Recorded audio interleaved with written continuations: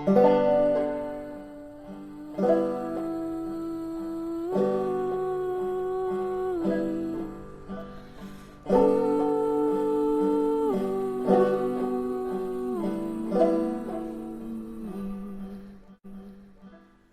to Soul Connections, a podcast about enchanting relationships with the human, more than human, and divine. I'm Emily, an astrologer, mystic, and herbalist. I'm Aryn, an astrologer, writer, and creator. And I'm Dani, a musician, astro minister, and organizer. We're your hosts. Join us for illuminating conversations with radiant guests and Astro Church sermons that weave astrology, mythology, and tarot. Journey with us as we make meaning out of mystery through archetypes, patterns, and storytelling.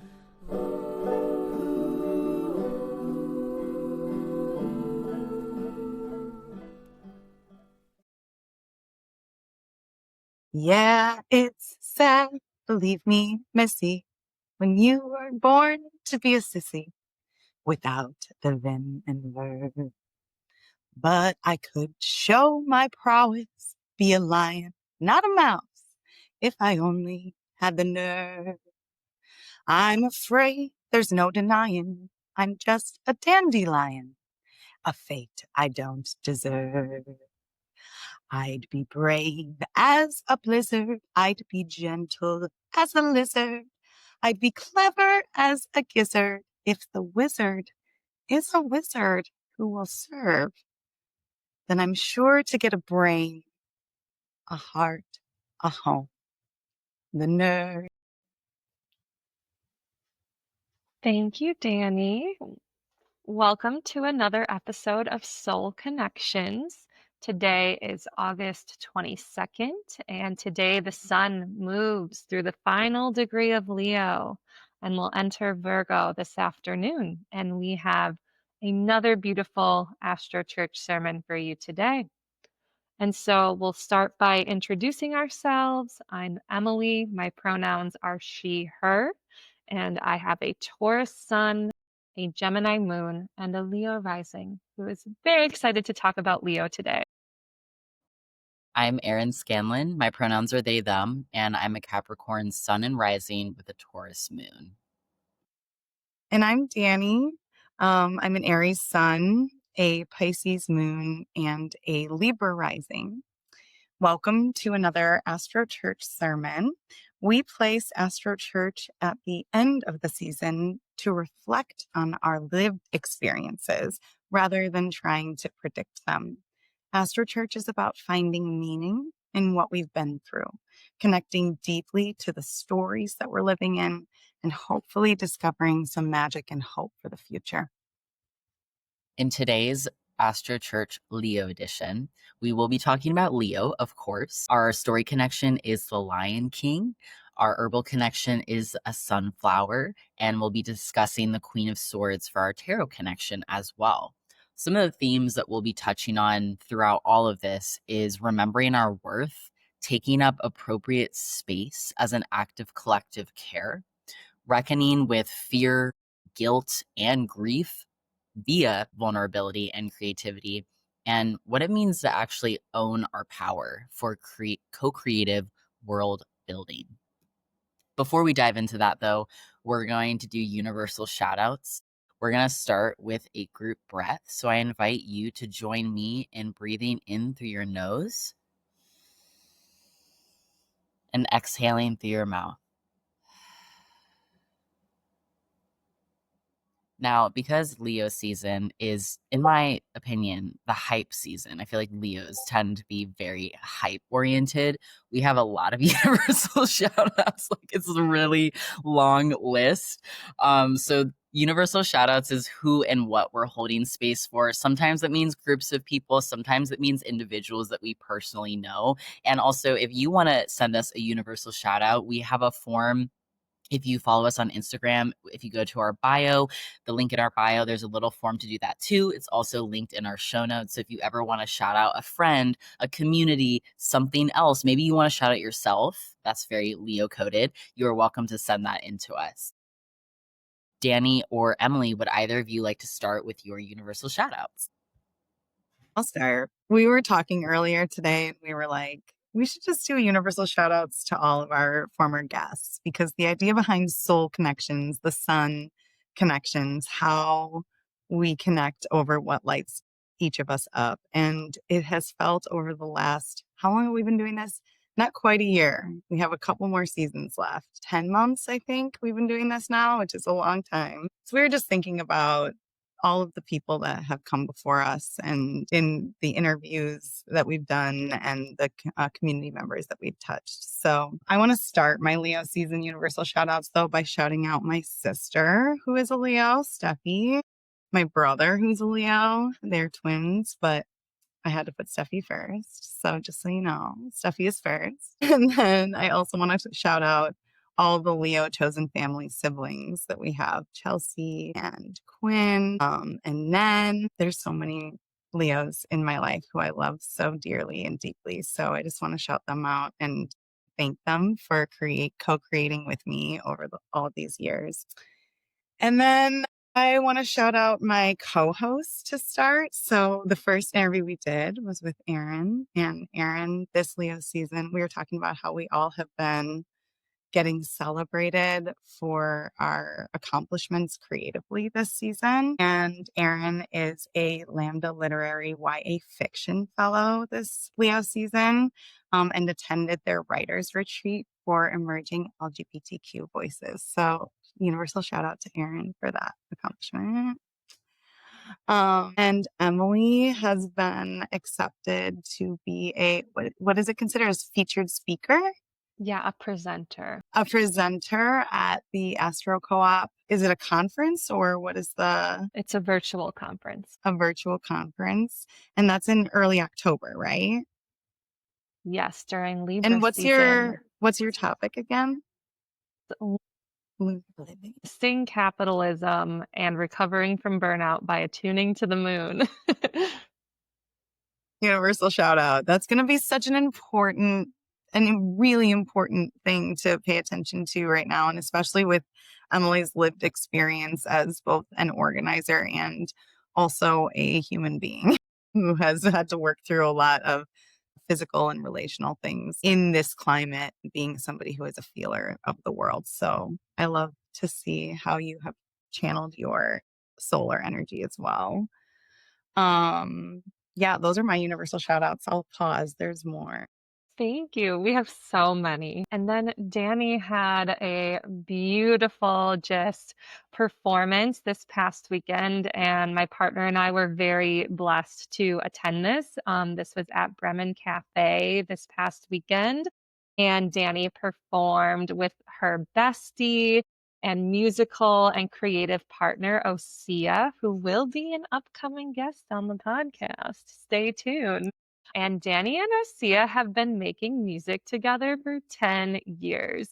And they had this amazing show that brought me to tears. And they celebrated this beautiful devotional history of 10 years of friendship and making music together. And then they also performed with Wiley, right? Wiley Jacobson. Jake, yeah, on the internet he's Wiley Jacobs, but it's Jake. Okay. Yeah. With Jake, and they did some great 3-part harmonies, which is Dani loves a 3-part harmony. So it was just really beautiful and magical, and we got to share space with a lot of the Leos that Dani just named. So that was a lot of fun. So universal shout out to Dani and Osea for 10 years. Yay. And now we have had so many beautiful guests, so I'm going to name a couple and then I'll have my co-host kind of continue. But I want to shout out one of our guests, Kristen Moncada. Kristen is a beloved friend of mine. She is a psychic medium. She is a medicine weaver. She's an energy healer. And she's an artist. And she is like very much in her creative flow right now. She has just been telling me how much she feels so deeply connected to spirit by really just devoting herself to her creative outlets, and just how much it brings joy. So I just want to give a shout out to Kristen. And then we just had Bea Borealis on the podcast. She was our most recent interview. She just co-hosted. We talked about What the Heck's, the Inclusive Witches Market that she co-hosts with her bestie and collaborator, Cece. And they just hosted the Leo season What the Heck's also last weekend, which I got to vend at, and it was just a very magical gathering and event. And then she is also has a really beautiful co-creative opportunity where she's collabing with other people who own the shop Sienna Moon in Pewaukee, and they are collaborating on a spiritual retreat to Scotland next May. So shout out to Bea for all these amazing creative endeavors. And then I'll do one more and then I'll toss it. I also want to shout out Mimi Natalia, another one of our guests and one of my beloved friends. Mimi is just really showing up in such a beautiful Virgo way. She is really being of service to the community right now. She lives in Bayview and works in Bayview, and that is one of the neighborhoods that were impacted by the devastating floods we had in Milwaukee and southeastern Wisconsin during Leo season, like catastrophic flooding, and many businesses and many people lost everything in their basements, right? That's such an economic burden, right? That's an emotional burden. Like, so just one universal shout out to everyone who is struggling through that or knowing someone struggling through that. And Mimi just being so community oriented and service oriented, she opened up some community slots to offer her beautiful healing beauty services for free to anyone directly impacted, just to give them a space to come and feel loved on and cared for while they're kind of struggling through that difficulty. And she's also hosting some very beautiful community healing events and hosting a sound healing bath. So, universal shout out to me. Right. So the next person we want to shout out that we did a really cool interview with is Farmer Rocks. Rocks has just such a cool like writing practice on Substack. I highly recommend you following Rocks. And also like Rocks suggests my Substack to other people. And I'm like, oh my God, it's so nice to also receive that support from them as well. Rocks is also writing a novel, which is such a intense undertaking. And so shout out to Farmer Rocks for being an awesome creator and farmer and community member. And this And is all also, during farming season. So I also yes, just have to, exactly. sending Yeah, them all the love. we love a harvest season. Next person I want to shout out is Vanessa Rose, who opened Mothers in Bayview, and they just added a brunch and a drag brunch too. They were just like initially open for dinner service, but now are expanding, which is so exciting. And I feel like Milwaukee everywhere needs more drag brunches because I don't go out past 10 p.m. at night. So thank you, Vanessa Rose, for adding that. I'm definitely excited to go there. That was all of our previous guests. I also just want to shout out my friend Quinn Foster, who last Sunday we did a happy hour class when I was in LA. And this is like a dance space slash wine tasting slash spiritual sort of release. It felt very much like a ritual. We got to dance and express ourselves in our bodies, but also connect and talk to each other. And a lot of really like intense but intimate subjects came up. And it just felt really good to hold that together. There was even a moment when we were all like moving our bodies pretty much like no one was watching, even though you could watch other people, but that wasn't the point. The point was more of exist in your body, do what you need to do. We're not going to tell you what to do, but we'll give you some guides. And I just had this profound feeling of like, wow, this actually is freedom, being able to just fully let yourself express amongst other people. So just shout out to Quinn for one, hosting that space, and two, for letting me enter it and incorporate my astrology as well. So shout out to our creative collaborators.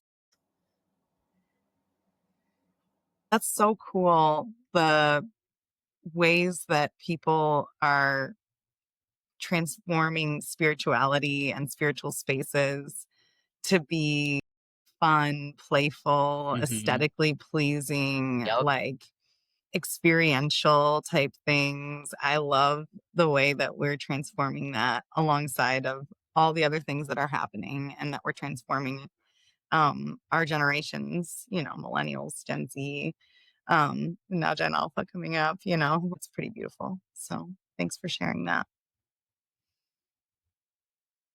So would either of you like to add any more universal shout outs before we transition? All right, we're going to close with a group breath. So I encourage you to breathe in through your nose, exhale through your mouth. Thank you. I'm going to turn it over to Dani for our story connection. Our story connection for today is totally on the nose. It's one of my favorite things to be a little on the nose. I sang you a little bit of I Only Had the Nerve from The Wizard of Oz, and it's what the Cowardly Lion sings. So we're being very on the nose with this Leo season, but this is a little retelling of The Lion King. Everything the light touches is our kingdom, the old lion said to his cub as they looked out over the horizon from their home on Pride Rock.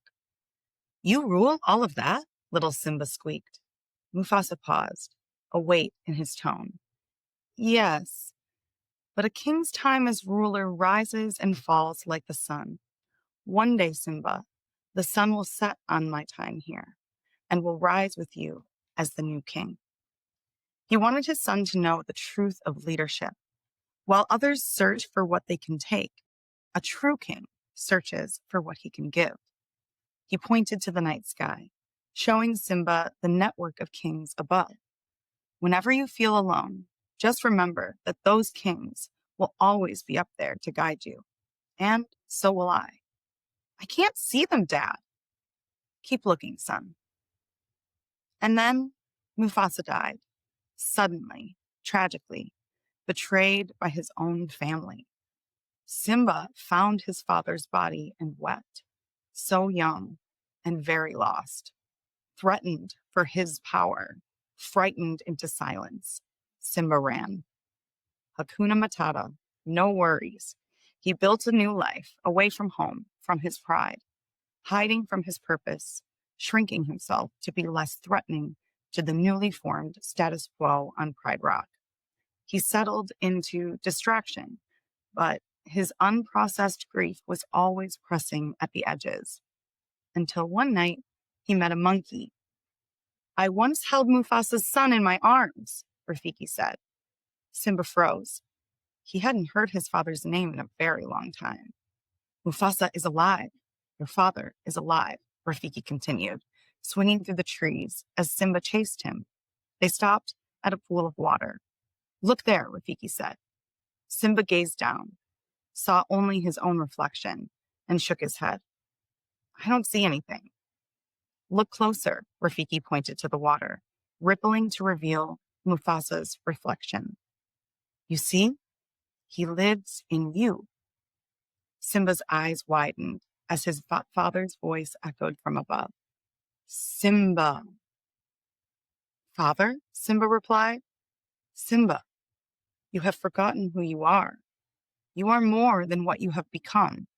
You must take your place in the circle of life. I can't. How can I go back? I'm not who I used to be.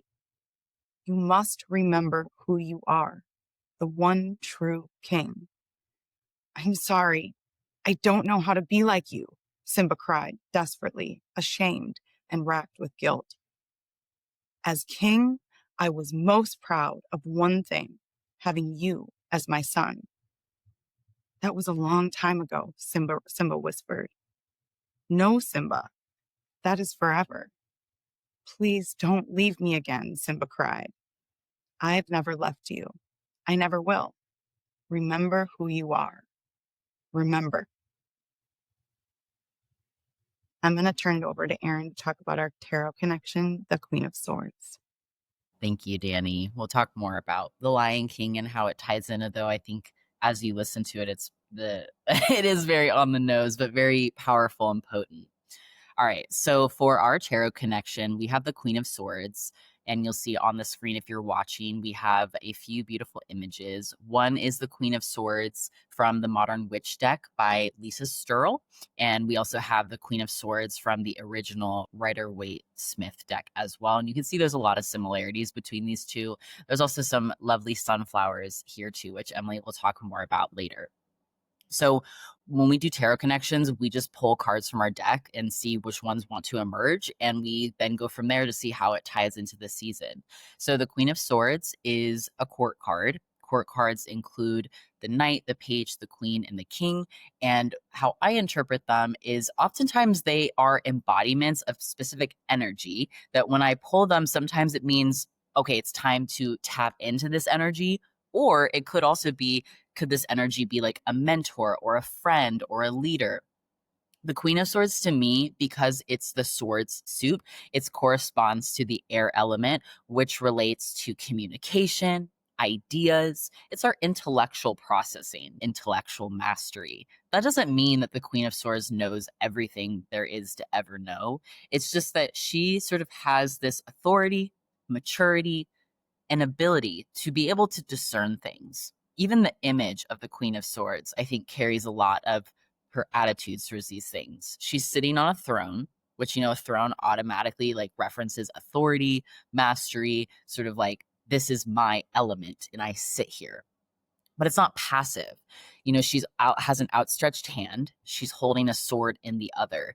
Swords represent clarity because when you think about it, like swords have the ability to cut through things. So that might mean cutting through the fog, cutting through confusion, being very, very clear with what you're putting out there.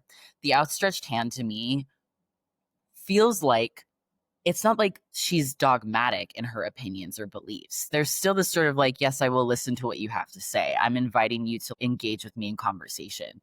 And also, there's this feeling of she's not going to compromise her values just based on something you're saying, but will take into consideration what is being put out there. And I think sometimes with the king and the queen, people might think that like, oh, they're so rooted in their opinions that they might not be able to be open. But to me, the queen is willing to listen and willing to change her mind, but it's not going to be flippant. It's not going to be just because you want her to. She's going to like really incorporate and think about how does that fit in with her worldview. I also think some other symbols on the tarot card are worth noting. In both of these, you see images of butterflies and also birds. So, flying creatures makes sense. It's the suit of air. Those are creatures that are engaging in that literal like ecosystem. I feel like with butterflies, it references this sort of like metamorphosis and transformation through ideas, perhaps, right? Like we learn something new that can actually spark or evoke some sort of change for us. Also, I think both birds and butterflies have to be dynamic because they are creatures of air, and air can constantly shift and change, and they sort of have to like go with the flow of that. I was doing some research too, and actually there's kind of like a sickle symbol on the throne. It's sort of subtle and it's not like super obvious of like, oh yeah, that's definitely a sickle. But if you see like on the throne around the butterfly, some people actually interpret that little curve as a sickle, which is interesting to me. I don't have much to say about that, but I think just this idea of maybe like harvesting ideas or something to do with like collection of processes like in our mind or our brain. So that was something interesting I wanted to throw out there too.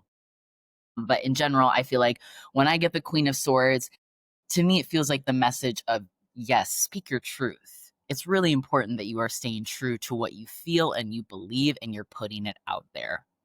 I'm going to open up to either Danny or Emily. Would you like to add anything to this? Yeah. Thank you for that, Aryn. I really love hearing about the breakdown of the symbols especially on the Rider-Waite. Smith Rider-Waite deck, because it was a Smith who actually did the art for it. And it doesn't always get credit. It's the Smith Rider-Waite deck. To me, always associate tarot with the corresponding astrology, and the queens are cardinal signs of that element. So this is the Libra card, the Queen of Swords, the Queen of Air. And exactly to what you were saying. A lot of times the Queen of Swords gets this rap for being kind of a bee. You know what I'm saying? Like just being like, no, no, no, no, and telling stories that are like, I'm going to cut you off if you do the wrong thing, like dump him, like that kind of energy. And like people interpret that as being like not nice or friendly, but it's the Libra card and it's a queen. So, like, what do you mean? I feel like there's a diplomacy, a balancing, a discernment. She carries the sword of justice with her, you know? She's here on her throne and she's receptive, she's open, she has her hand out. She's also generous, like she's the queen, she's a world builder of her own kingdom, you know, but she knows her worth, like it. And that's the thing about the interpretation of her as being like kind of a bee, like she is, it's because she's like a woman who knows her worth and will say no when it's necessary. And I think that's a really important thing in Leo season and in this Leo season, that we all really know our worth. To me, all the queens are also connected to the Empress, which is the ultimate queen. And that is about fertility and reception. And so there's something here around knowing your worth and knowing your responsibility and drawing boundaries based on that. And those boundaries are not just a personal vendetta. Like that's reverse Queen of Swords. That's like diluted Queen of Swords or traumatized Queen of Swords, you know? But an upright Queen of Swords knows their worth and knows their responsibility so deeply that they are acting from a place of true justice and intuitive, justice oriented energy. So that's my 2 cents on the Queen of Swords. Thinking about this being our card for Leo season and thinking about this Queen of Swords being rooted in her integrity and her boundaries.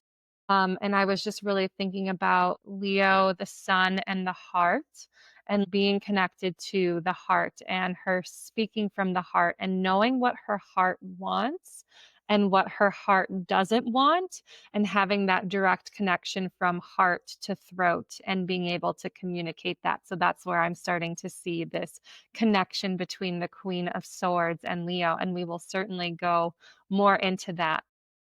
So next, of both, thank you, Aryn and Dani, for those beautiful insights about the Queen of Swords. And I also wanted to say that I think the modern witch tarot kind of looks like Dani. I was like, this is giving Dani. I thought it too, but I didn't want to be that person. But I guess it's Leo season. So it is the Libra card and I'm the Libra rising. So whatever. With like the blue, like, and obviously she has the blonde hair. I was like, and I literally was pulling her, like I pulled her like 5 or 6 times the day before Aryn pulled her as the card for this season. And I was like, yeah, I'm feeling that, you know?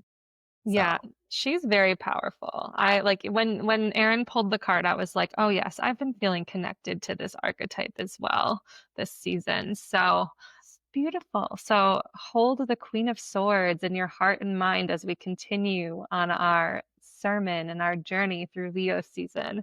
So I'm very, very excited to share our herbal connection for Leo season. And there's actually many plants of the sun that I adore. I am a Leo rising, so the sun is my chart ruler. I feel so deeply connected to the sun. I used to do a lot of planetary magic and sun devotion rituals. So, and a big way that I connect with the sun is through the plants, but really, the plant of the sun to me is sunflower, of course. I have a sunflower tattoo on my forearm. It was the first flower tattoo I ever got before I even knew I was a Leo rising. So the sunflower is very Leonine. To me, sunflower is the plant embodiment of the sun. And even the scientific name for, which is the binomial, which I have on the graphic. If you want to take a look on Spotify or YouTube at the screen, it's Helianthus. Heli, that is like the root of the sun. It means the sun, right? We're going to talk about the sun god Helios. So Helianthus annis is the scientific binomial of the common sunflower. And here in northern climates, at least where I live in Wisconsin, the sunflowers are blooming during Leo season. And I know in different climates and different temperatures, you may have sunflowers blooming at different times of year, especially in like the southwest of North America and of the United States. But here in this northern climate, they are peak blooming during Leo season, which feels so on the nose, as Dani was saying. Sunflowers grow extremely tall. If you've ever seen them in the garden, or you can see in the photo here, like a field of sunflowers, they on average are reaching 10 feet and sometimes even more. And they are literally soaring above other plants. And then their flowers, their blooms are these radiant yellow, orange, and red flowers with ray-like petals that literally mirror the sun. And so they soar high above in the garden, and they literally are like the sun looking over all of the other plants. They're quite beautiful. There are wild and cultivated sunflowers. There's many different types of sunflowers, and in some research, I found, and this is going to connect to our story connection later on, but people may be familiar or may know that sunflowers literally track the sun and move with the sun, specifically their flower heads. This is called heliotropic motion. And what I learned is that it's actually young sunflowers. That's important to know. It's not all sunflowers. It's the young sunflowers orient themselves in the direction of the sun. And at dawn, the flower faces east and moves west throughout the day.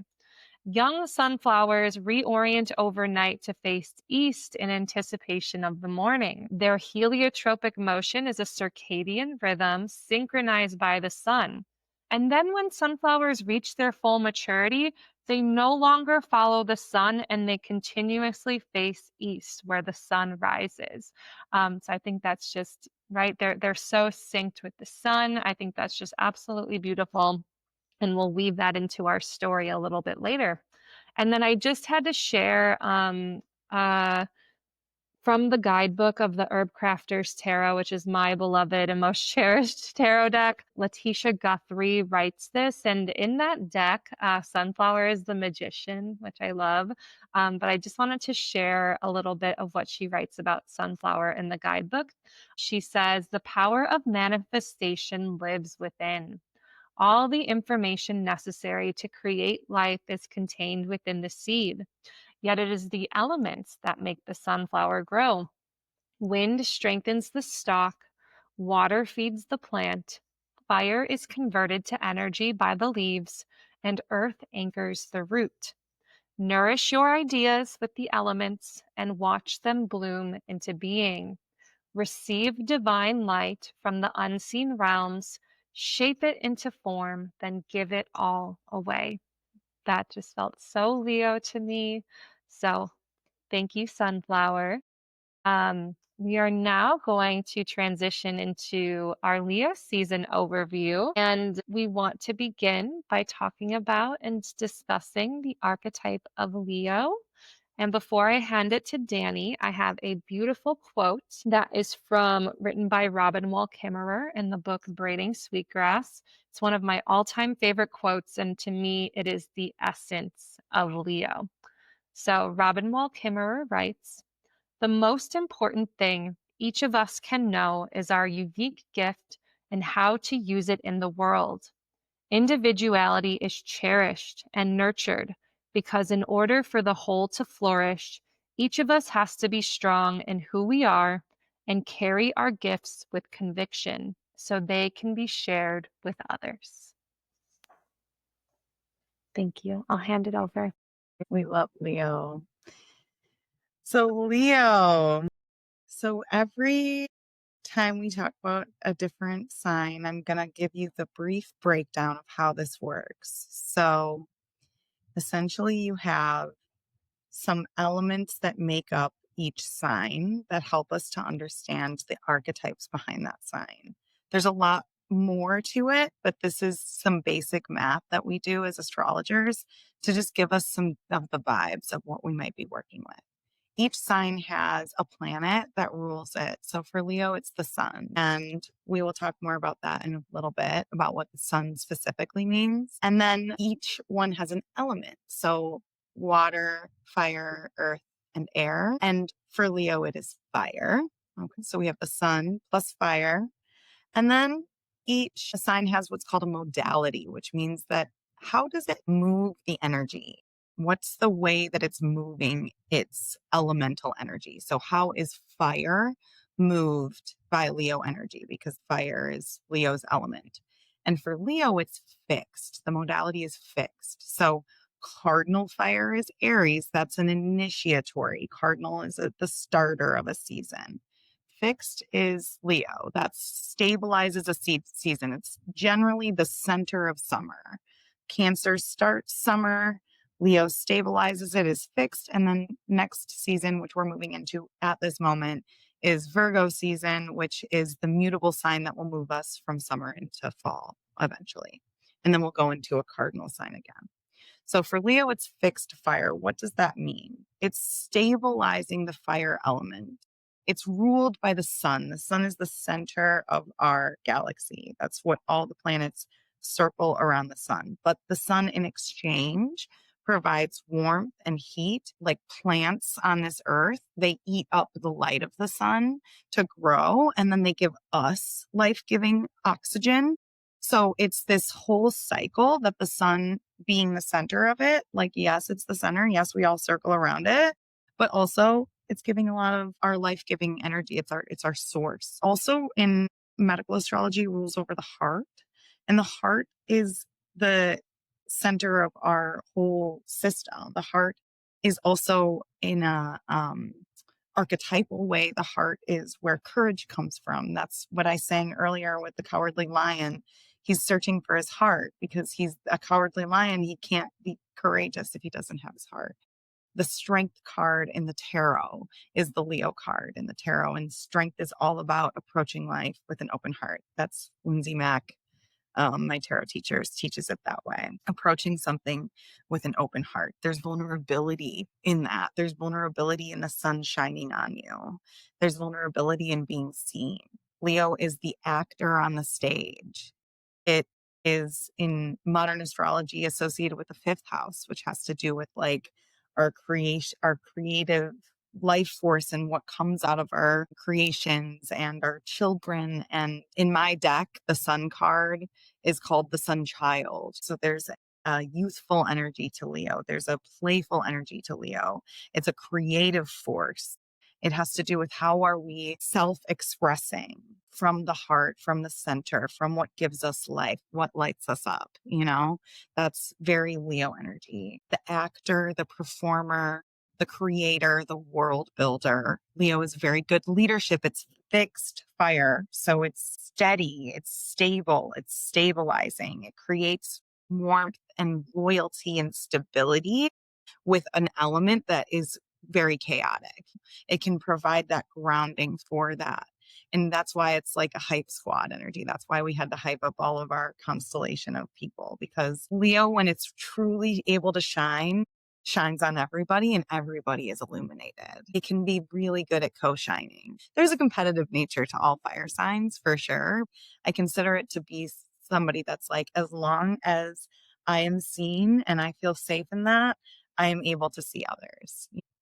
And also, I like to talk about Leo as the bonfire. Emily talks about it sometimes as Sagittarius, and I think they both can share this, but for different reasons. For me, I think of Leo as the bonfire because I think of the stabilizing fire in the center, and everybody gathers around it. And it, in return, keeps everybody warm and brings everyone together and helps everyone connect with one another in a really like true to the heart, integral way. The Leos in my life, like, see me the most and love me for it and appreciate my uniqueness. And it's because they have confidence in their own uniqueness. Those are my like basic Leo archetype things. Does anybody want to jump in and share their take on Leo? I just wanted to add, you mentioned the medical astrology. I was doing some research on that for the happy hour class that I did with Quinn.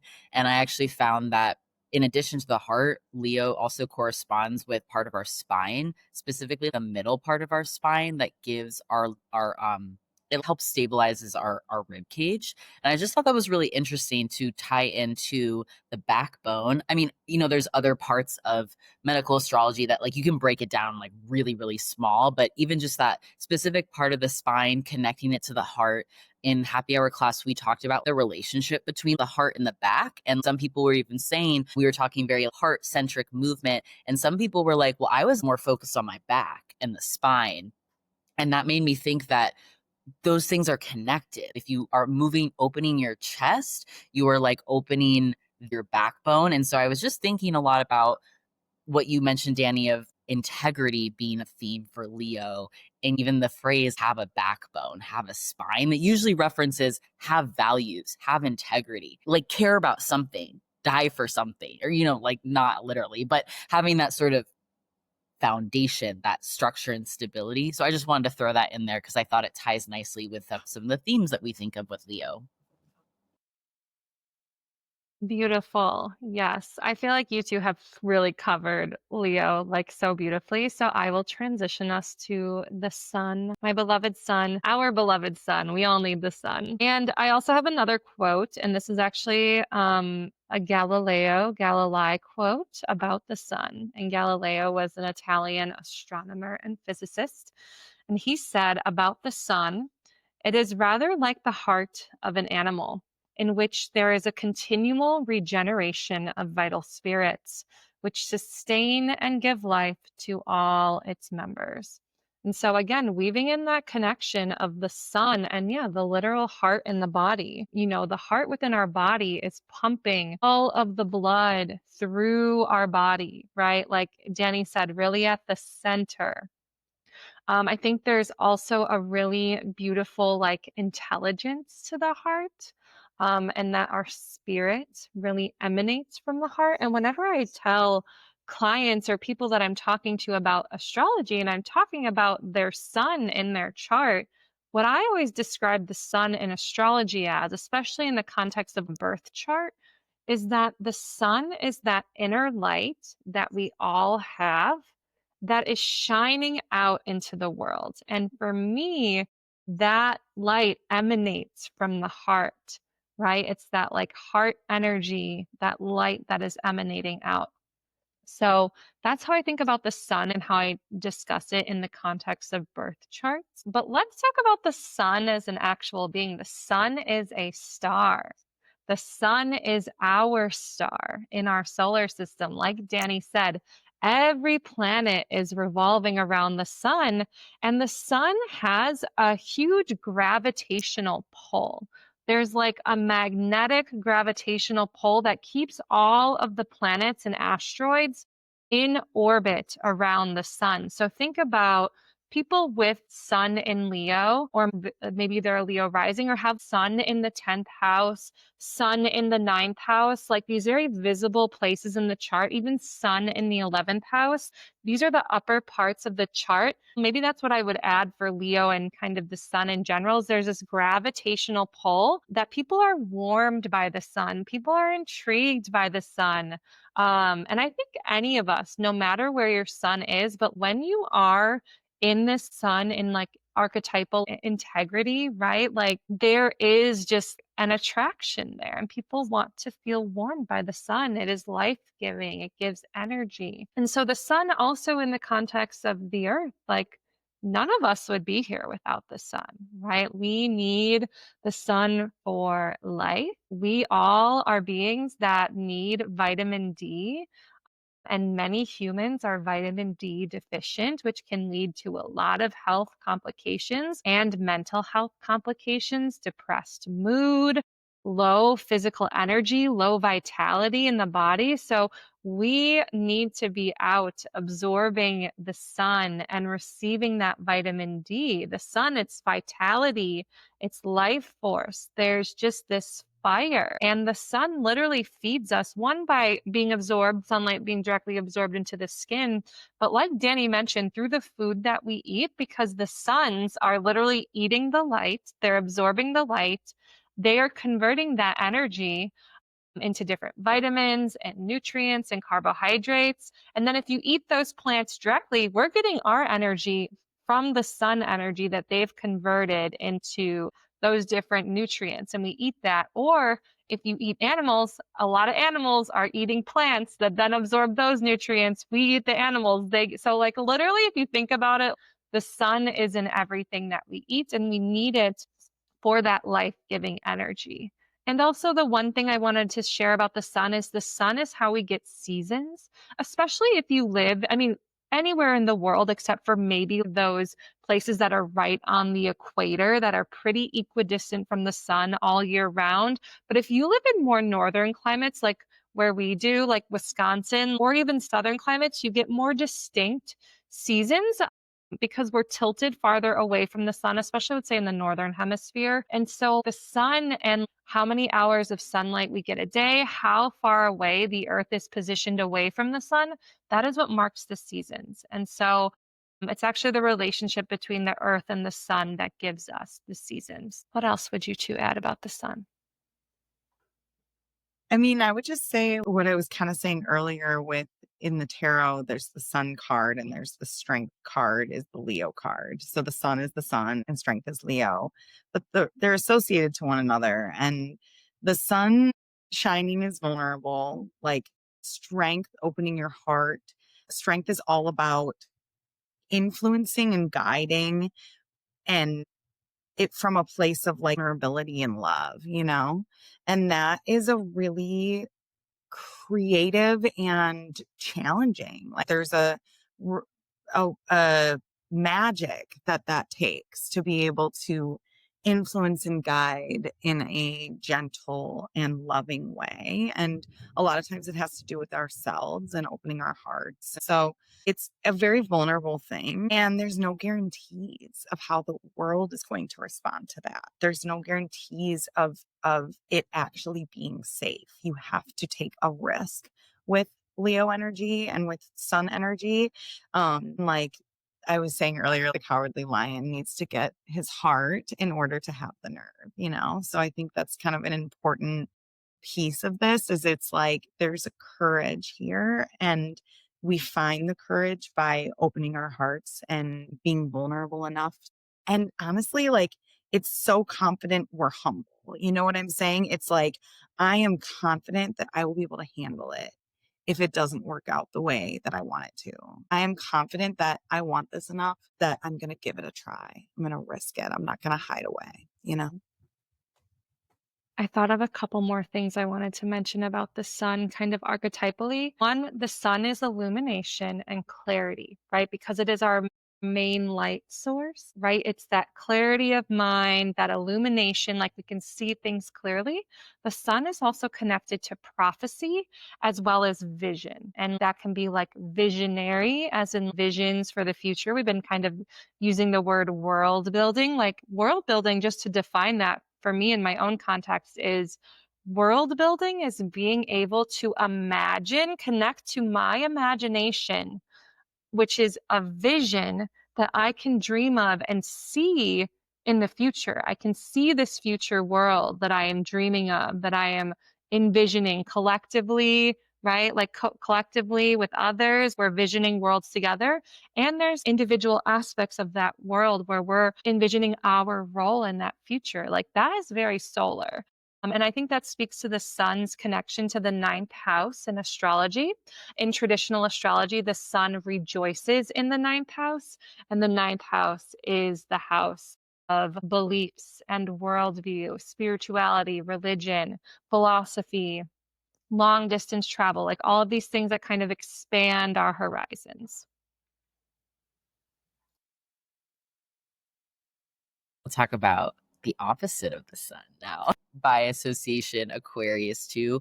You know, something we do on this podcast is whenever we talk about a sign, we always want to talk about its opposition sign because everything in astrology is interconnected, just like in our world. And so we can't just look at one planet or one sign without thinking about what's on the other side of the coin for that. And I mentioned this in the Cancer season episode, but I find it very interesting that our luminaries, the sun and the moon, are both opposed by Saturn ruled sign. So in this case, Leo and Aquarius are opposites.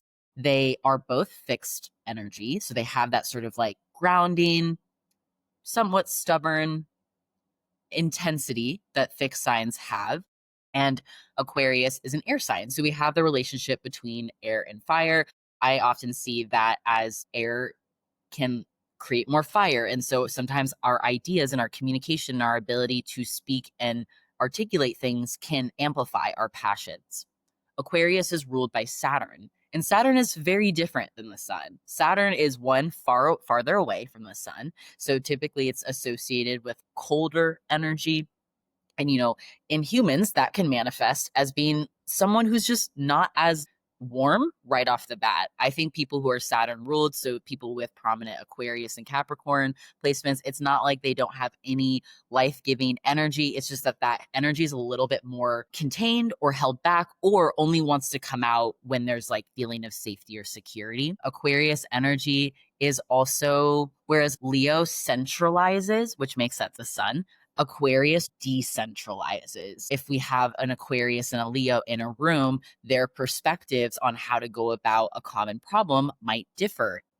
So during this Leo season, we've had Pluto in Aquarius. I think it's at about 2 degrees right now. Pluto moves very slowly. That being said, though, it's been in the background for this Leo season, specifically the beginning of Leo season. And also when I was looking at the Mercury retrograde chart, Mercury is just like, has been around kind of in opposition with Pluto. Again, not exact. There's a little bit of some distance with the orb, but still it's there. We feel its presence.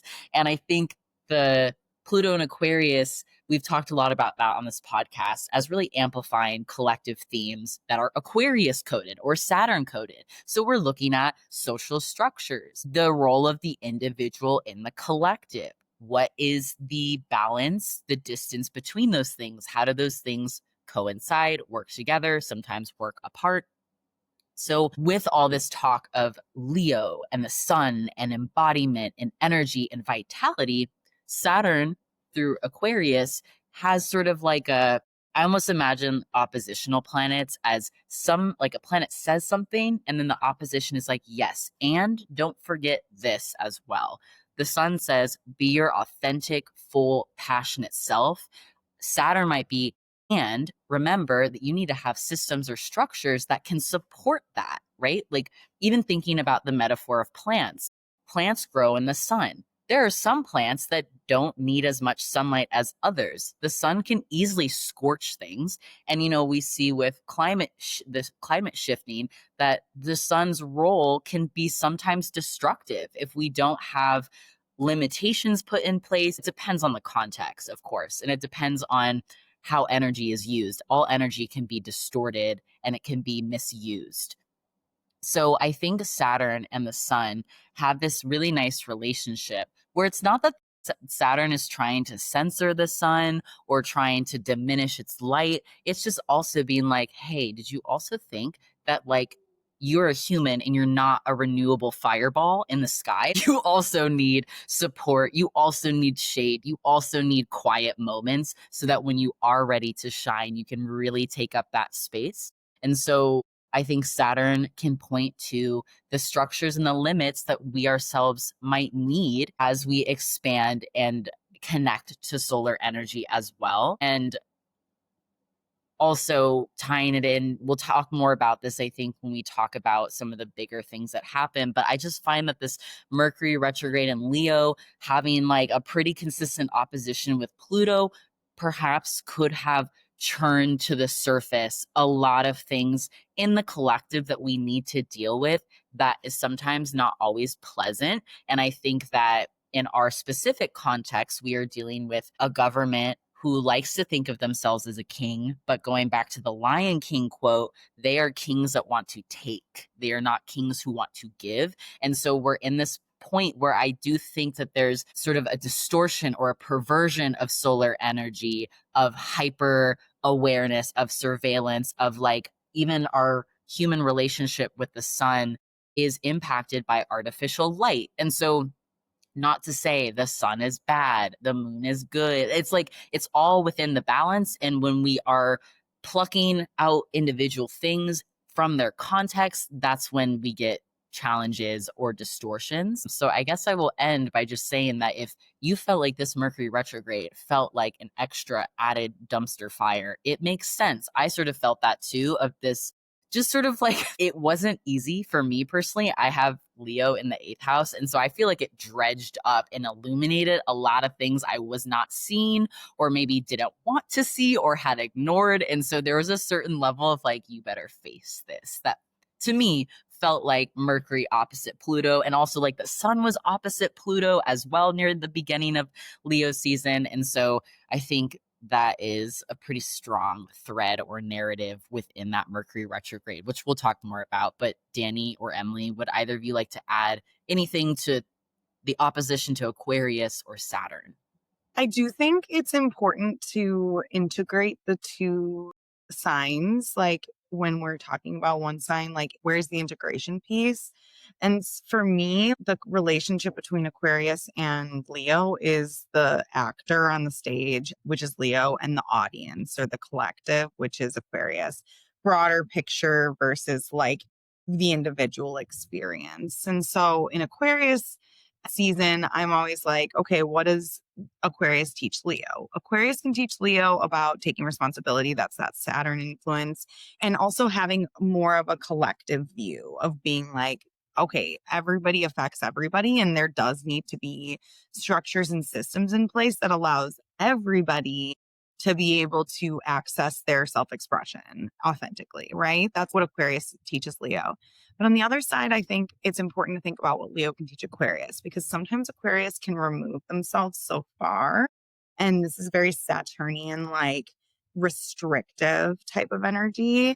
And it can be kind of judgy, like Saturn does have judge energy. So it can forget that in order to really be in community and really be able to work in a group environment, you have to show up as yourself authentically. And that is vulnerable. And that's what Leo can teach Aquarius. Like, it's okay to show up messy. It's okay to show up not exactly the same as everybody else. It's okay to make your art your silly little art, to share your silly little songs. Like, it's okay to do that. It's important to do that. That's what creates relationships. It's what creates warmth between people. So I think Leo can really teach Aquarius that warming up and being a part of and allowing yourself to be imperfect in it, and sometimes thinking about yourself.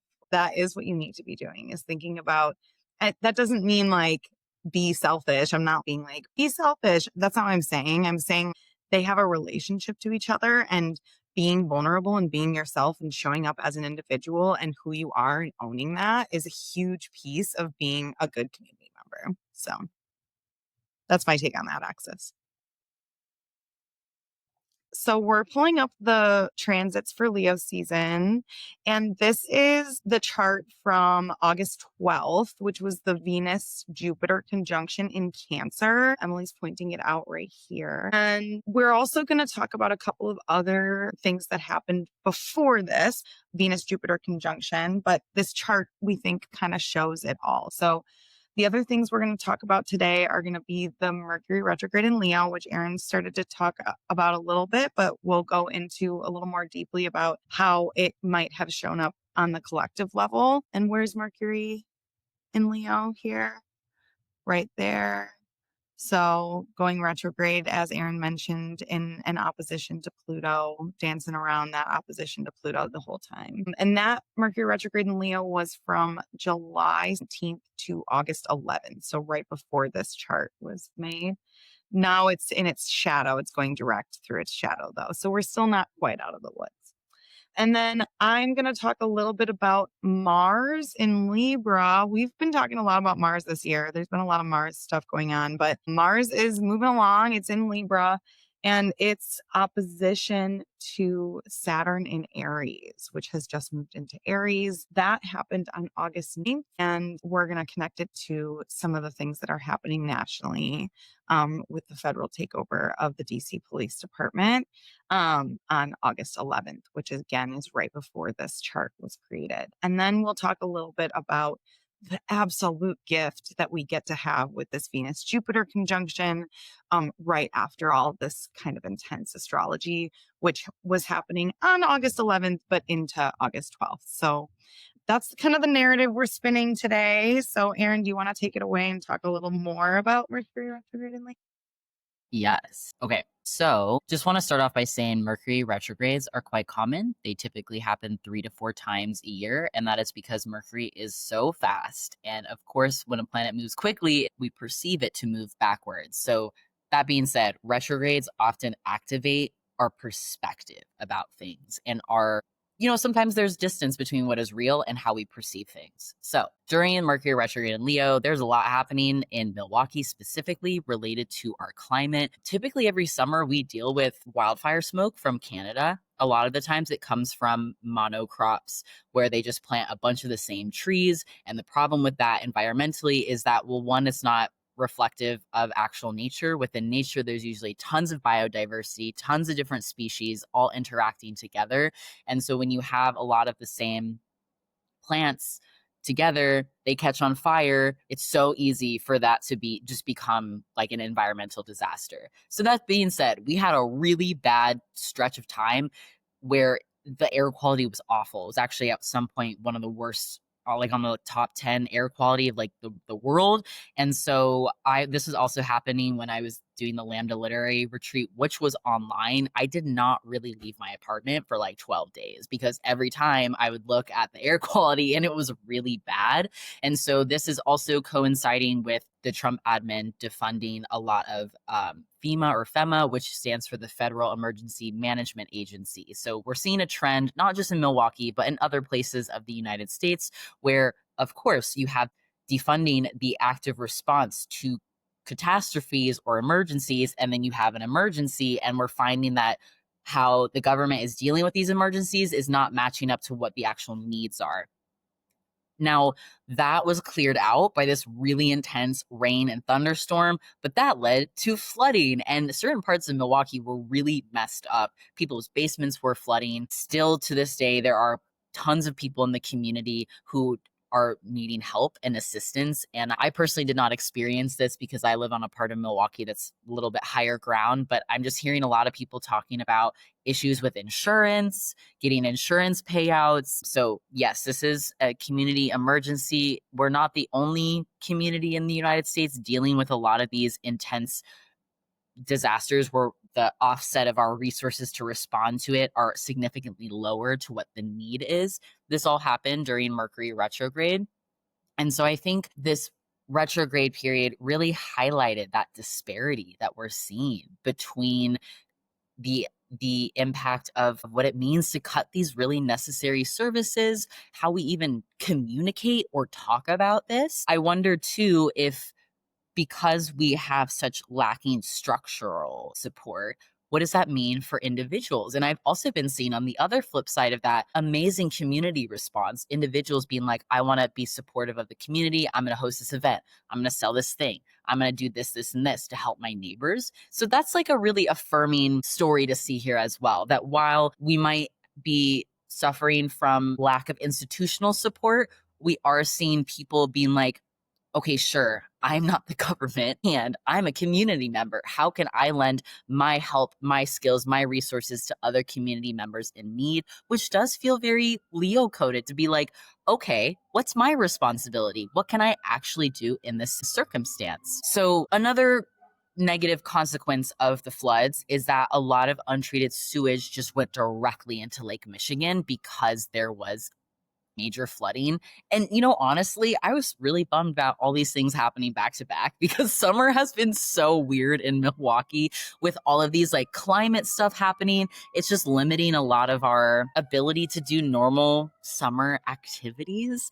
So don't want to be like a downer. It's just that that's a reality of what we are living in. And I think, again, highlights these sort of institutional inequities as well as highlighting, as a community member, what does that look like? And also thinking about the fact that we're all in this together. We are experiencing this together. And at some point or the other, we all individually might need help. So offering help to our neighbors, to me feels like a train in that cyclical nature of like, at some point you yourself might need that same support that you are giving to others. And that's totally okay. And also should be expected, because nothing is ever going to be 100% perfect all the time. We're always going to deal with challenges. So that's sort of like a positive through line that I'm feeling with this Mercury retrograde.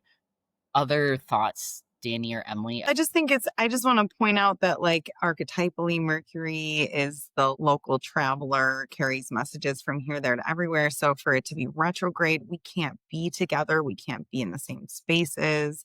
It has to do with communication and messages. We literally having trouble breathing, being outside in the air. So I do feel like there's archetypally a lot connected between these two things.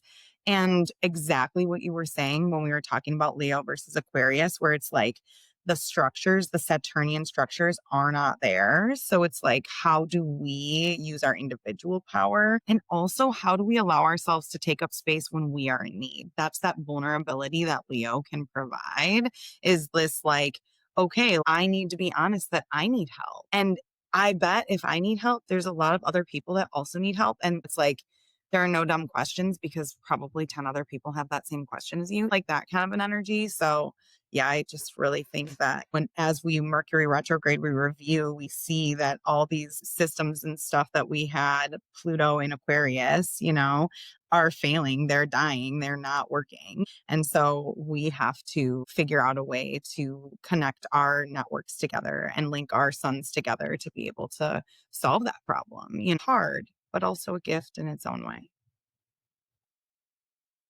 So I want to talk a little bit about the next thing that happened. So that was August 9th. Is that right? Oh, August 8th you have. Mars in Libra opposing Saturn in Aries. So Mars in Libra, Mars rules over Aries.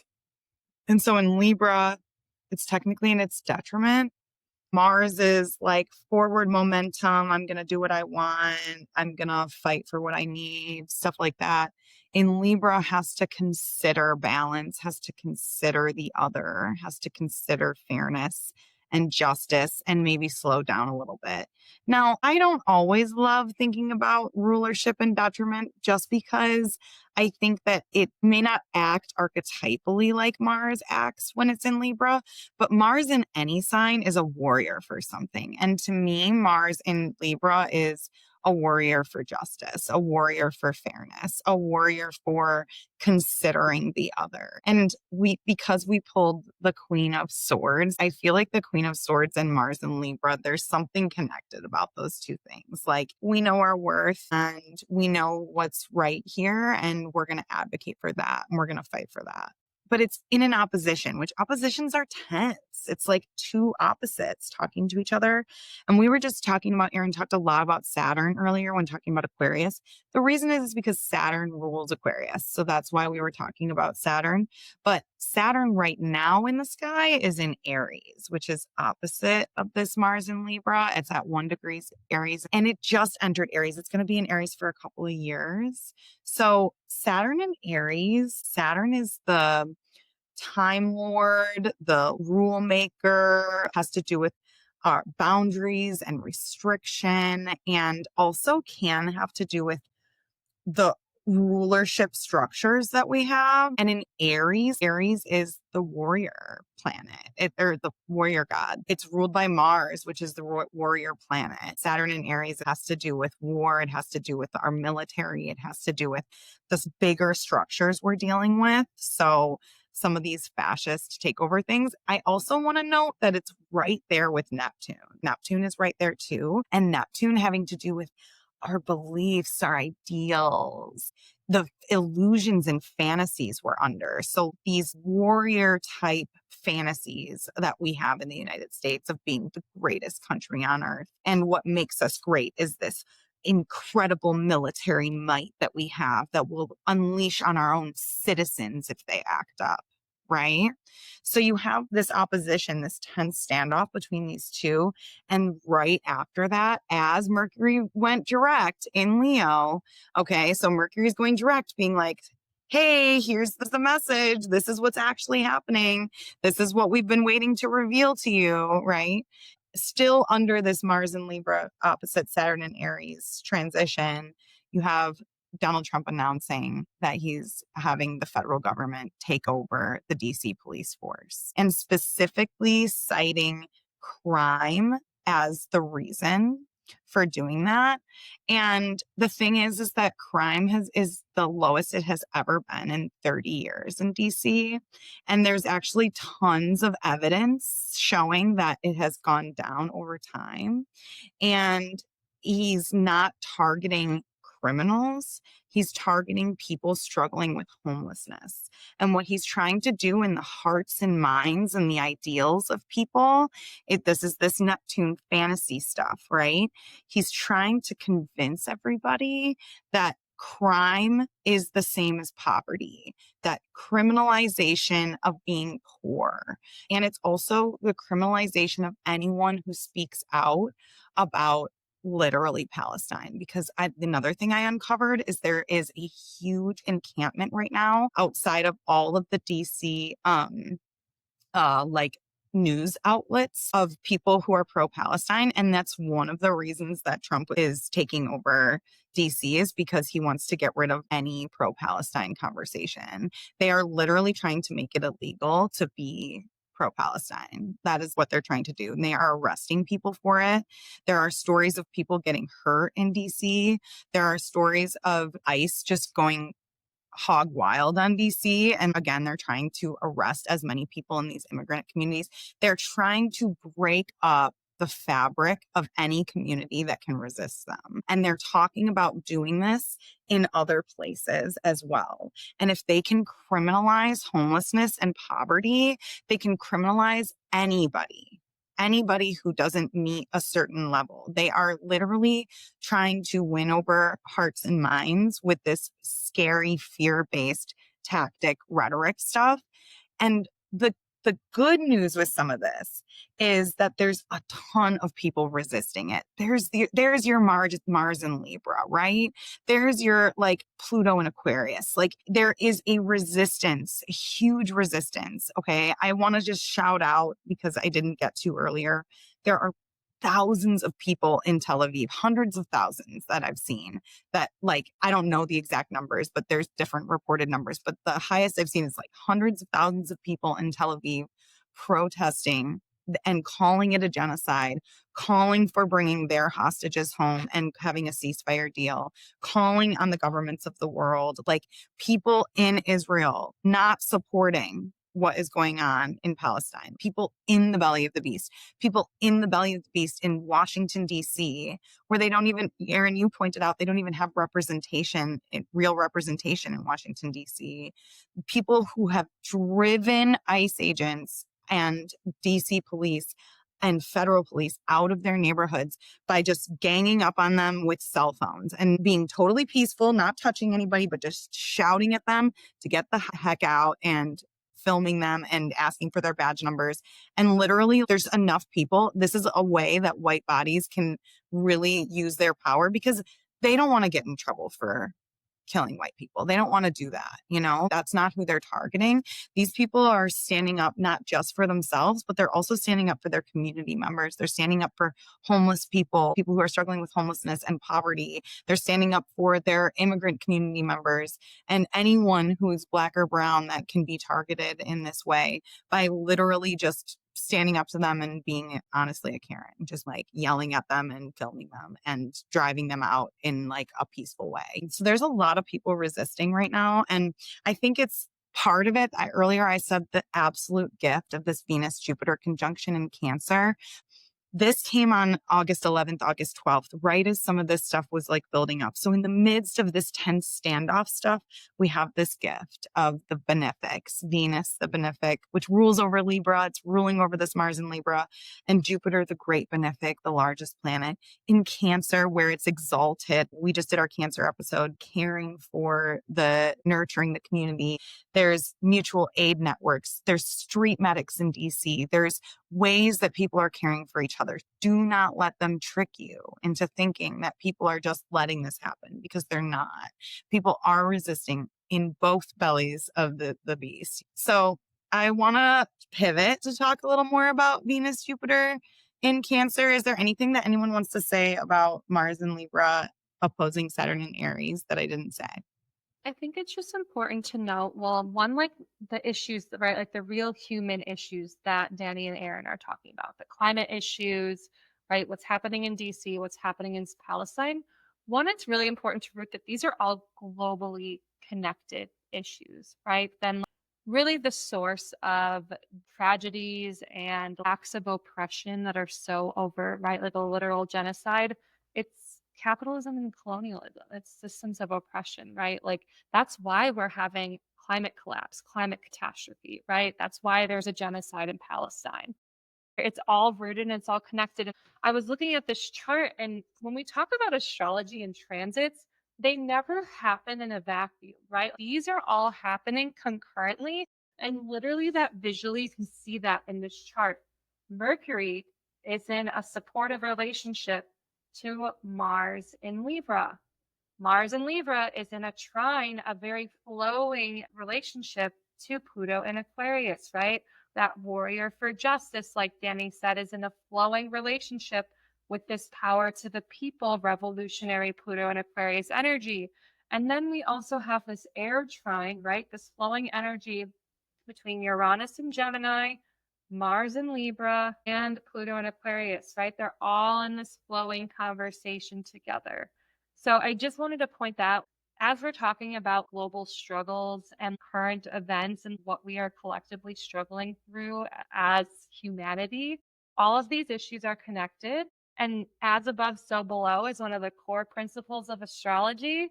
Everything is connected celestially as well. Like, I don't want to open a can of worms. We could have a whole podcast episode one day of talking about like why astrology and like how does this magic wisdom tradition and this celestial movement mirror what happens here on earth, but it does. I believe that wholeheartedly. It's all connected. And yeah, there's a lot of pain and suffering right now. And there's a lot of struggle. And just like Dani and Aryn said, in the face of the floods here in Milwaukee, in response to the federalization of the MPD in DC. It's actually very amazing to hear an uprising in Tel Aviv. That is a huge shift and very, very powerful, right? Like people rising up to resist and say no to systems of oppression. And that even I have found, right, as someone who does have a history of political organizing, when you are coming together with people and you are coming to protest or get together to organize, the connections that you find in those spaces, the relationships that you make in the face of struggle really can be very joyful and beautiful and grounding. And knowing that you are not alone, you have people that are here to support you. But yes.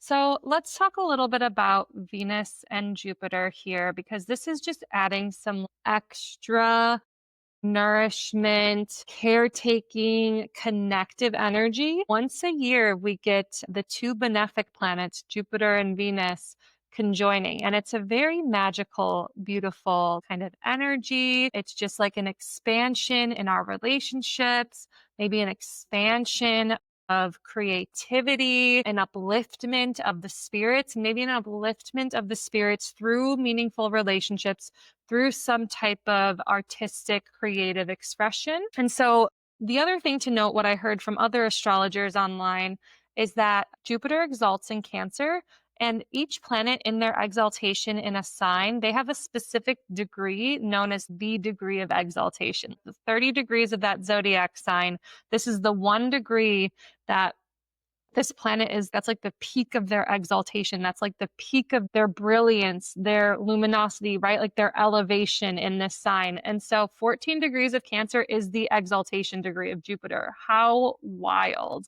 I have chills. And here are Venus and Jupiter coming together at the exaltation degree to give some nourishment and some love and some hope and some resilience in these collective struggles. So it's just really dynamic. And it's like, yeah, there's a lot of oppression that's happening very overtly. And there's a lot of love and nourishment happening at the same time. And so I just wanted to share like a little personal story that happened right around this Venus Jupiter conjunction in Cancer. This happened on, what was the date? August 12th. And so August 5th is a holiday, or it's a significant day in the Christian religion that is known as the Assumption of Mary. So this is related to the figure, the Virgin Mary, the mother of Jesus. And in the Catholic Church and in the Christian religion, August 15th, the day of her Assumption, is the day that she dies and ascends into heaven. And I will be the first to say I'm very critical, specifically of Catholicism, right? I was raised Catholic. I come from a lineage of devout Polish Catholic women. Like my maternal lineage is my Polish lineage. And for hundreds of years back, there are very devout Polish Catholic women in this lineage.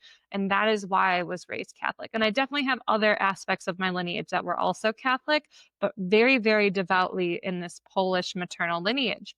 And so for my Polish ancestors, my great grandma, my great great grandma, and just kind of beyond, this Assumption of Mary on August 15th is a very prevalent day for them. Like a lot of the women, they prayed the rosary regularly. My grandma tells me her grandma, my great great grandma, was always praying the rosary. It's why I have a rosary on my ancestor altar to connect with her in that way. And she was very connected. I think especially women of faith, women of the Catholic faith, having, and mothers, all of them being mothers, having a deep resonance and love for Mary as literally one of the only female prominent figures in the religion that they can frickin' relate to, right? So there's this deep resonance and acknowledgement of this August 15th. And then I want to shout out Rachel Gonzalez, who is a local herbalist and body worker here in Milwaukee. Her business is called Familiar. And one of her art forms is she is doing so much like personal practice, research, study into folk traditions. And her being someone of European descent, she has done a lot of research and study and now kind of is one of those folks that is reviving these old folk traditions from European countries that are really pre-Christian traditions, by the way, like before Christianity came in and changed a lot of things. And so her and a couple other people that I kind of follow along with are really reviving these folk traditions. And so she wrote a beautiful Substack about the actual roots of August 15th, that before the Catholic Church or the Christian Church came and said, this is the Assumption of Mary, there are roots well before Christianity that they kind of adopted and saw that it was this meaningful day for people, and they adopted it because it already had so much meaning to them and they weren't going to give it up. And so the church co-opted it. And so August 15th, and it's very connected to my specific lineage. Rachel did a write-up. The day is called Our Lady of Herbs Day, and it happens during Leo season when they're in northern climates, especially in Europe and the northern parts of North America. The summer, August 15th, Leo season, very bountiful, very abundant, right? Like there are fruits. And so August 15th, towards the end of Leo season, would historically mark the grain harvest. And a lot of these kind of breadbasket countries of Europe, which is Eastern Europe, what is known today as Poland, Ukraine, and other Eastern European countries, that is where a lot of grain is grown and harvested. And so this Our Lady of Herbs Day is a pre-Christian Slavic Polish tradition rooted in honoring the goddess of the grain, or the grain mother, which there can definitely be some connections between the pre-Christian grain mother and the Virgin Mary, right? There's this connection here. And so I was reading about this, and it was just so beautiful to know that this was such a connection to my ancestry, to my maternal lineage. And I just had some really beautiful synchronicities that I think really highlight this Jupiter Venus conjunction in Cancer, because Cancer can be connected to family and ancestors and food and harvest, right? The grain harvest. And so on August 15th, in the 2 weeks leading up to this, my grandma gifted me a Mary statue, and she said, I think you should put this on your ancestor altar. It was your great grandmother's. And it just appeared in her garage, kind of out of nowhere. She was giving me some plant pots, and when she moved the plant pots, she saw this Mary statue. And so it was my great grandmother's. And so she gave it to me. I put it on the altar. A couple days later, I leave coffee as an offering for my ancestors. My husband comes home and says, Emily, did you see this in the coffee? Literally, it was coffee with cream. A heart had formed in the coffee with rays emanating from the heart, facing Mary, facing the Mary statue. And I sent it to Dani and Aryn, and I sent it to some other friends.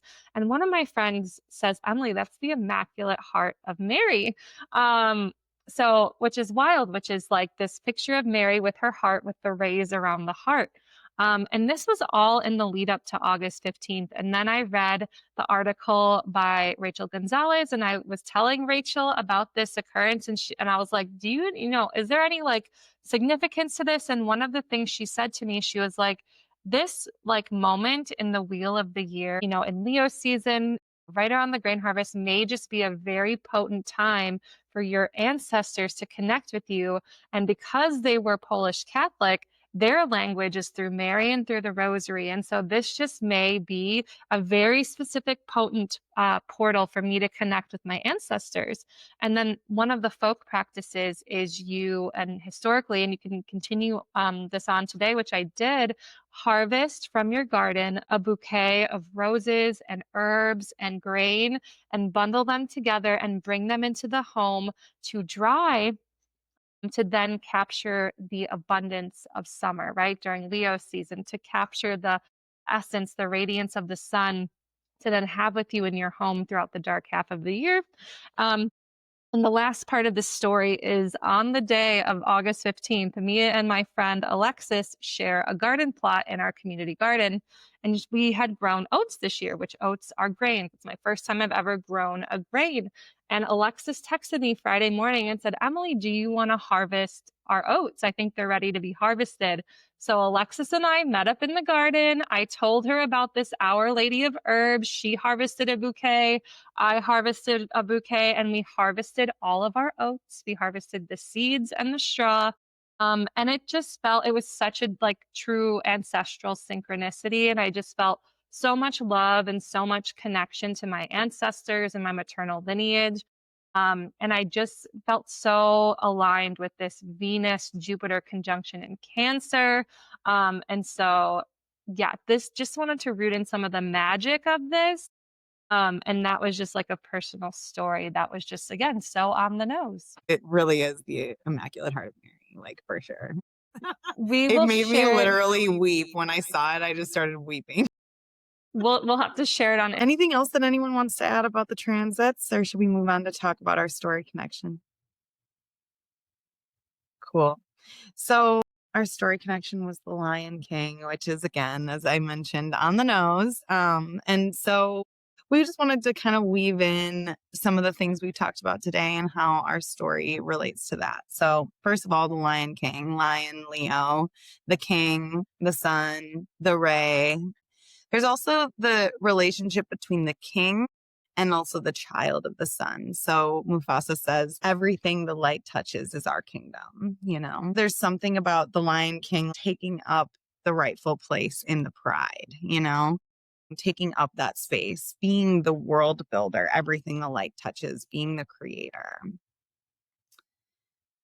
Any other thoughts about the Lion King archetype? I think also weaving in the ancestral connection in this story, that our sun, right, our essence is also connected to our ancestors, right? Like the people who birthed us, right? In the story, it's Mufasa's connection to Simba, Simba's connection to Mufasa, but this constellation of ancestors before them. And so that yes, the sun is our unique individual expression. And again, the sun is this complex, nuanced makeup of all of our ancestors that have come before us. And I think that is just really resonant in this story. And it feels very connected to my experience during Leo season that I just shared. And I just really love the honoring of the ancestors in The Lion King. Well, and he also points to other stars. He points to everything the sun touches. And then he also says these other suns are the other kings that came before you, who are your network that you can tap into. And he himself, Mufasa himself, when he returns to Simba, he's like a figure in the sky. So he like is the sun himself. And Simba is the child of the sun who has to take that rightful place on earth and will eventually need to pass that on, which I think there is like a Lion King too, but yeah.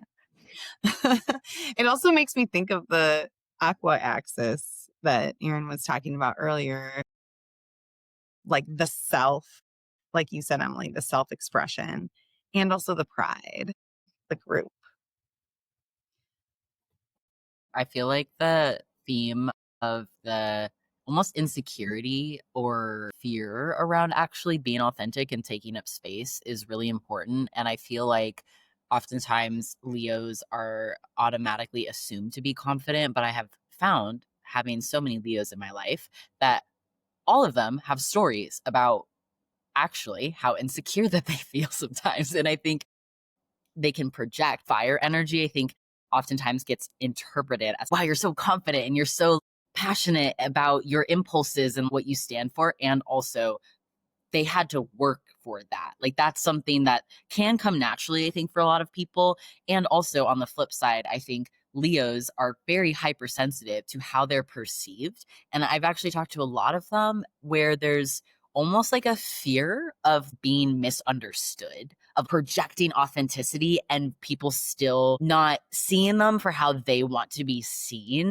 And that can cause them to feel some kind of way about that. And so just, I don't know, in the excerpt that you chose, there's almost this resistance to like, oh God, can I actually do that? Like, I'm not sure I'm the right person to do that. So I think it does a nice job of depicting that very internal journey of, you can be scared, you can feel insecure, you can even have doubts about your ability. And the beauty of it is that you show up anyway. And the power of it is that you can work through those challenges. You do not have to be perfect to be a leader of any kind. And I think, if anything, leaders who acknowledge their own faults, their own short-sightedness, are some of the best leaders, because they understand that they can't do it alone and that authority is something channeled through them, but they're always going to need community and they're going to need the people to give them feedback as well. And so I think that is important in just thinking about Leo as an archetype for leadership. What does that actually look like to lead with integrity in the heart? And sometimes the heart is insecure and it needs reassurance, and that's nothing to be ashamed of.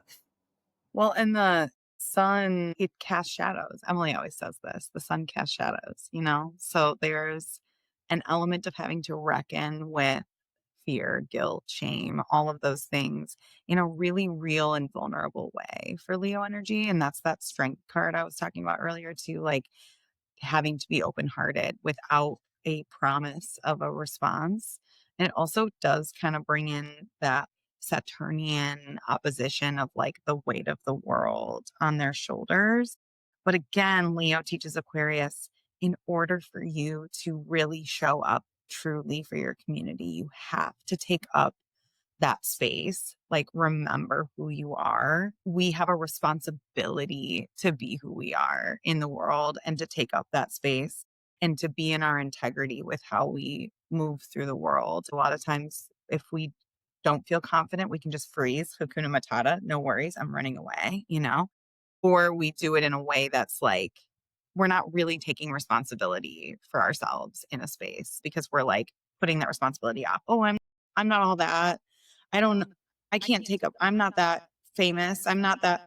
And it's like, okay, but actually you do have a lot of social capital and you should use it. You know what I'm saying? So Yeah. I think that really, like the Robin Wall Kimmerer quote that I said, which is from her chapter about the three sisters, which is the corn, the bean, and the squash. And she really highlights that like individuality and understanding our light and really our gifts, but not our gifts to hoard for ourselves, right? It's our gifts to share. And we have a duty to share our gifts, and we have a duty to take up that space and offer our gifts to the collective. So I think that quote really to me highlights that Leo Aquarius axis. And that it comes right, and like our gifts really that special if they're not shared with others, if they're not offered in service to be shared and enjoyed together? To me, I don't think so. And I wanted to one thing we're talking about with authenticity, and I think this kind of weaves into the sunflower and weaves into Simba's journey, right? He really has to go through a growth and a maturation before he is confident to come back home to his pride, to be of service to his pride. He has to go through and I almost would say, like, in the part where he's maybe more of an adolescence, like, feels maybe a little Saturn return. Like, Simba goes through his Saturn return in the Yeah. movie. And he's also hot. He has to mature. That's hot Simba, yeah. Again, also that Saturn relationship with the sun. The Saturn helps the sun mature. And as we mature, as I think we get more confident in ourselves and we kind of like release some of the shame or the insecurities that we have. But I really wanted to circle back to the sunflower and how I shared that I learned in my research that it's actually the young sunflowers that are heliotropic and follow the sun.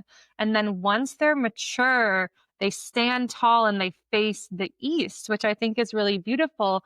And one thing that I feel like has been like a common pattern that I've been recognizing in just people I follow on Instagram or podcasts I listen to or newsletters that I read is kind of like this journey of authenticity, as real authenticity and genuineness is being open that we are always in process, that we are on our unique journeys, and that we are never fully perfect beings.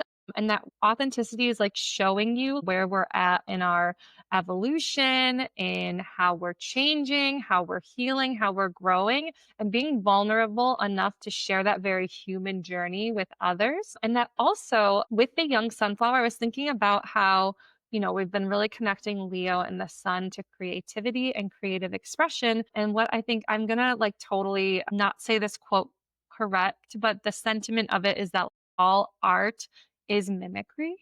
And so I can almost see this connection between the young sunflower following the sun. There can be a connection in how, when we're creating, first, maybe we're mimicking other artists that inspire us or mimicking other teachers, right? Like when we're taking in words or concepts or ideas, Queen of Swords, that really resonate with us, that maybe we're kind of mimicking that because we're like, oh, that really resonates. But then as we mature in our creative journey and our self-expression journey, then maybe we've taken what we've learned from our teachers or the art that we've been inspired by, and then we make it our own. And then we generate something new and unique that is influenced by our teachers, influenced by the other artists, but then we can stand on our own like the sunflower and face east and express ourselves from our unique lens. So that's just something I wanted to weave in. I just want to say with the Lion King, the reason that Simba had to take his place in the circle of life is because it was bad for the pride. Like the pride was under a fascist regime and it was scary for Simba, but Simba hiding away and pretending like he isn't responsible over fixing that, like he has the power. He's the only one with that specific power to fix that for the pride. You know what I'm saying? It's important that we learn how to shine. Yes, it is. It's important for our souls and stuff, but also materially, practically, it was so important that Simba take up his place in the circle of life. And so therefore it's important that we all do. That's my thing. I also think I've always thought that a healthy ego is an ego in service. So using our ego and our abilities and our skills and our talents to be of some way of service, not like a self-effacing service, like I have to give everything away. But I found for myself when I was a teacher, one thing that my Leo supervisor told us is often like, You are chosen here because teachers need strong egos. You need to be able to get up in front of a group of people and be like, I am confident that what I'm teaching you is good and you need to learn it, especially when you teach children who will try to get out of everything that they don't want to do. And so that's always stuck with me. And I feel like a lot of what you two are saying relate to this idea that, ego could go in the direction of somebody who's like so self-obsessed with themselves that they like shield, they don't really acknowledge that they're a part of the group. And I think a healthy way to deal with that is like, yes, I have these talents. What do I do with them? Can they actually benefit me and other people? Anything else anyone wants to add? No? Okay, Aryn, do you want to do our personal reflection questions for today? Yeah. Yes. So at the end of each of our episodes, we have personal reflections. We don't talk about these on the show, but it just gives you a way to start to like think about how do these themes play into your life. And if you always want to like share your reflections with us, you are so welcome to do that either through Instagram DMs or even for the universal shout out page, which you can find in the show notes as well as on our Instagram bio. There are actually a section where you can share some of your reflections. So if you feel compelled, please do. All right, so here are our questions. What role does fear play in your life? Is there anywhere that fear has you shrinking from your light or responsibility? What truths or boundaries have you had to claim in order to step fully into your own power? What helps you remember who you are when fear, guilt, grief, or shame gets in the way? Who or what are your guiding stars? Are they ancestors, community members, networks that remind you of your own strength? Where in your life are you following your heart fire? And what lights are you orienting your growth towards?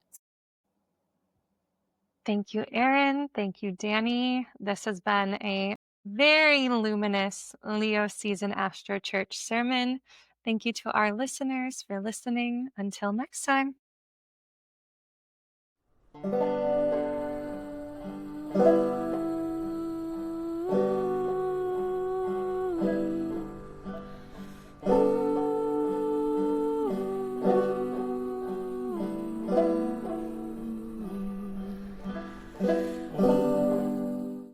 Thank you so much for listening to this episode of Soul Connections.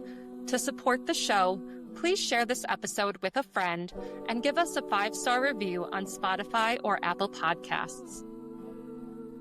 This podcast is an act of community co-creation with artwork designed by Bree Legan and original music written, produced, and performed by Sophia Mock, Queen Bonobo, Liv LaFlove, and Danielle Renee.